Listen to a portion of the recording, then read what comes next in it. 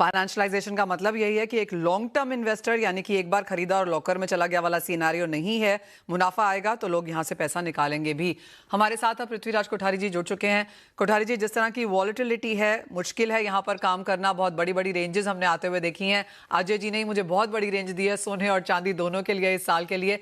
चांदी से अगर शुरुआत करें और जिस तरह की मूवमेंट देखने को मिली है, चाइना से कुछ खबर है, आर्बिट्राज की खबरें हैं, बैंक्स शॉर्ट कर रहे हैं, पोजीशंस कवर कर रहे हैं, बहुत सारी खबरें हैं ऐसी बाजार में, और बाजार में यूफोरिया दोनों साइड बनता हुआ नजर आया, ऊपर की तरफ भी और फिर जिस तरह से हमने मुनाफा वसूली आते हुए देखी।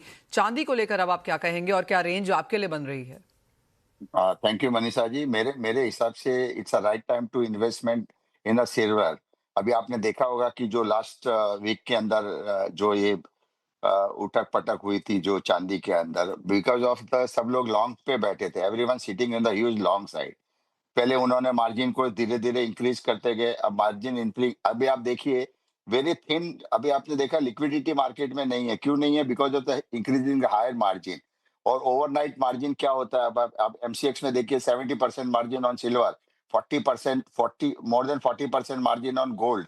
यानी 70%, यानी 2,30,000 की चांदी पे 1,70,000 रुपया मार्जिन ले रहे हैं। तो लोग कहाँ से लेंगे चांदी? और अभी एक्चुअल जो लोग मिस हो गए, मैं आप बात कर रहा हूँ कि इट्स अ राइट टाइम। जो भी करेक्शन आता है वो सिल्वर के अंदर बाइंग, जो लोग चूक गए हैं, जिन लोगों ने बाइंग नहीं की है, आप देखिए अभी भी इनफ्लो है, अभी भी सिल्वर ईटीएफ में बाइंग हो रही है, गोल्ड भी ईटीएफ में अंदर बाय करे। लोग थोड़े बहुत कंफ्यूज हो गए because of the margin increasing, price volatility 30-30% अगर एक डाउन के अंदर, अप डाउन 15% गोल्ड, और बोथ द सेम डे, एक ही दिन के अंदर अगर इतना होता है तो ऑब्वियसली किसी का भी पोजीशन रोक नहीं सकते हैं, स्क्वायर हो जाती है। तो मेरे हिसाब से जो लोग भी शॉर्ट हुए, जो भी करेक्शन में आए, उसमें सिल्वर बाय करना चाहिए। और बेस्ट बाइंग है कि जो लोग मिस हो गए उनको करना चाहिए लॉन्ग टर्म। मुझे अभी भी सिल्वर 150, 120 टू 150 डॉलर लग रहा है चांदी में। और इस चाइना बंद है because of the new year, उनका हॉलीडेज है, तो 10-15 दिन उनका चाइनीज मार्केट के अंदर है नहीं है, इसलिए वॉलेटिलिटी और ज्यादा हो गई है। हम्म। कोठारी जी, सोने में अब आपको क्या लगता है, क्योंकि यहाँ पर भी बहुत बड़ी रेंज बनती हुई नजर आ रही है, कई लोगों को लगता है 6,000 जाएगा, और अजय जी अभी हमें बता रहे थे कि $3,500 पर आउंस की भी यहाँ पर पॉसिबिलिटी है। आपको क्या लगता है, क्या है सोने का मैट्रिक्स और मैथ्स यहाँ से, और जो खरीदार हैं भारतीय बाजारों में, चाहे इन्वेस्टमेंट है या ज्वेलरी है, उन्हें क्या करना चाहिए? देखिए मनीषा जी, जो सिल्वर जब गोल्ड जब 4,900 उस दिन जब टूटा था, उस दिन ह्यूज सेंट्रल बैंक बाइंग, कम से कम ऑलमोस्ट सेंट्रल बैंक ने उस दिन 4,800 लेवल से 4,900 के लेवल पे ह्यूज बाइंग की है। पोलैंड सेंट्रल बैंक, चाइनीज, बहुत से लोगों ने उस टाइम पे बाइंग की है। जब तक सेंट्रल बैंक की बाइंग नहीं रुकती है, तो मुझे लगता है ahead of a geopolitical tension है, डेट सीलिंग का भी है, फिर उसके बाद में चलो टैरिफ का थोड़ा-सा हल्का हुआ है।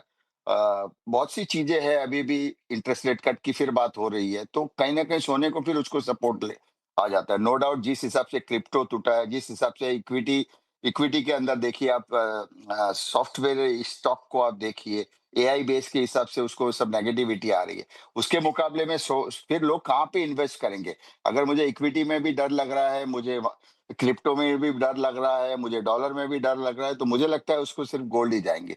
और गोल्ड नो डाउट है, अगर 10-20% एवरीवन, हम लोग भी देख रहे थे, 5600 प्राइस भी बहुत ज्यादा प्राइस था, 5,600, 5,500, बट 4,500, 4,200 लेवल पे बेस्ट बैंक हो जाएगी। इन टर्म ऑफ रूपी टर्म्स में अगर आप गिनेंगे तो 1,30,35,000 रुपया। और ऊपर में कहाँ जाने की उम्मीद है फिर गोल्ड प्राइसेस की? गोल्ड प्राइस मैं 6,000, $6,300 देख रहा हूँ। आप लोग क्या पैनिक हो जाते हैं हमारे, अरे चांदी नीचे आएगी तो और नीचे आएगी, बट 4 लाख में लोग ले रहे थे, वो भी गलत ले रहे थे।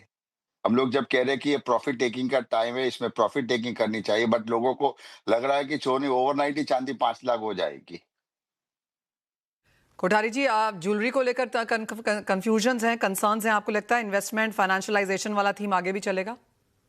देखिए, नो डाउट जो भी डिमांड है आज, लास्ट मैं देखा हूँ दिवाली और दिवाली के बाद से, one side is the only the investment demand. लोग कॉइन खरीद रहे हैं। आप अगर शोरूम में भी देखेंगे, बड़े बड़े ज्वेलरी शोरूम में भी तो कॉइन बार ही ले रहे हैं। और ज्वेलरी का ऐसा है कि एक्सचेंज करके कॉइन, जब आपके पास गोल्ड है तो आप एक्सचेंज करके कभी भी ज्वेलरी ले सकते हो, because of the making charges, designing.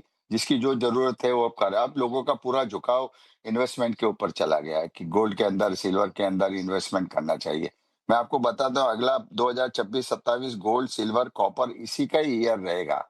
अब देखिए वॉलेटिलिटी मार्केट में रहेगी, नो डाउट है, बट मार्केट ये तीनों चीज ही आपको देखेंगे कि अब ये तीनों चीज ही चलेंगे।